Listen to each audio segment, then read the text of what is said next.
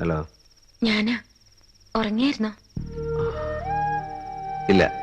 ബാലയോ? അവൾ ഉറങ്ങാനായി മുറിയിലേക്ക് പോയി. ഇന്ന് എങ്ങനെയുണ്ടായിരുന്നു അവള്? സിന്ധു ഇല്ലാത്ത കുറവ് എനിക്ക് തോന്നാതിരിക്കാനുള്ള ബദ്ധപ്പാടിലായിരുന്നു അവള്. ആണോ? പാവം.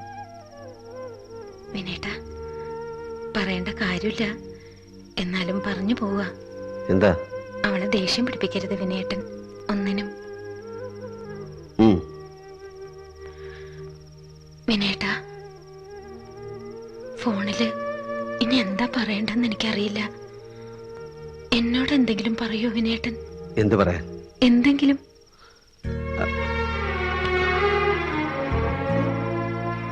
I love you, Sindhu. I love you so much. മതി, എനിക്കിത്രയും മതി.